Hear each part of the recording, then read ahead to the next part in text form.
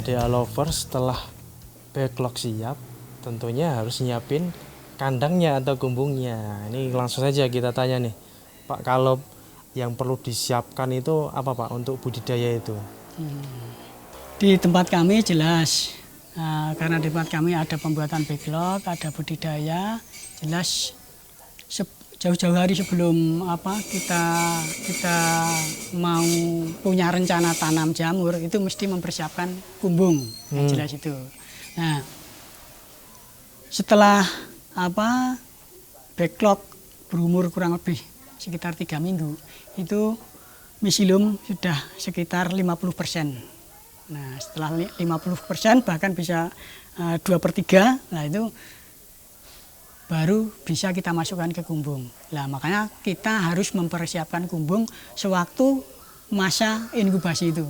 Jadi masa inkubasi itu bisa untuk mempersiapkan pembikinan kumbung.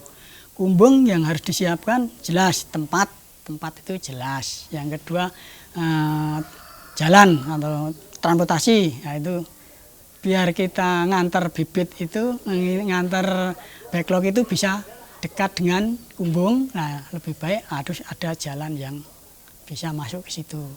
Nah, yang kedua di situ memang juga harus kita ingat bahwa jamur itu membutuhkan suhu yang idealnya itu sekitar 25-28 untuk jamur tiram maupun jamur kuping. Oke. Nah, untuk kelembaban sekitar 90%. Nah, kalau di tempat kami itu kan dataran rendah, makanya kita harus mempersiapkan peralatan juga yang di sini kami selama ini masih memakai peralatan secara manual, masih tradisional. Kita pakai untuk mempersiapkan kelembaban, untuk menjaga kelembaban, kita cuma menyiram lantai maupun dinding pakai selang yang sudah dihubungkan dengan pompa air. Terus untuk mengukur suhu, biar suhu bisa kita tahu, nah itu ada peralatan termometer. Oke. Nah, setelah itu kita baru melihat, nah kalau itu sudah siap, baru bisa kita masukkan. Tapi kita juga di kumbung itu mestinya harus disiapkan rak-raknya dulu. Nah, rak-raknya mau dibikin berapa, mau dibikin tingkat berapa, yang penting raknya itu kuat intinya. Jadi tidak ada masalah mau tinggi seberapa bisa, asal kondisi lingkungannya mendukung dengan pertumbuhan jamur. Itu yang penting kuatnya di situ. Nah, terus di kampung jamur tempat kami itu ini sudah akan memulai dengan peralatan yang lebih meningkat lagi. Jadi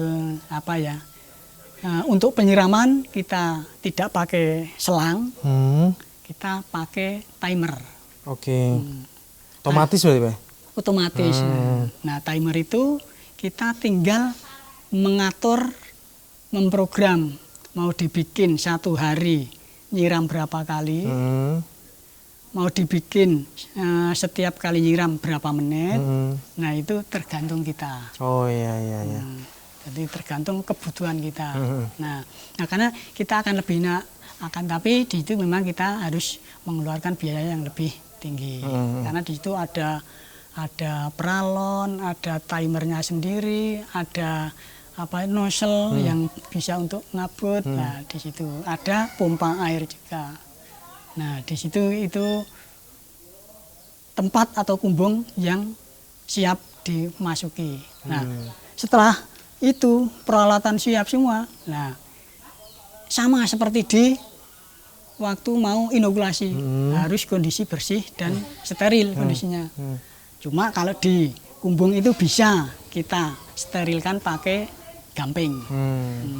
Gamping bakar yang kita sebarkan ke lingkungan, ke lantai-lantainya maupun ke rak-raknya, biar nanti tidak itu tujuannya untuk mematikan bakteri-bakteri juga itu, dan tidak mudah terkena misalnya ada binatang-binatang kecil, semacam semut, semacam rengit, nah itu bisa apa ya istilah dikendalikan dengan itu.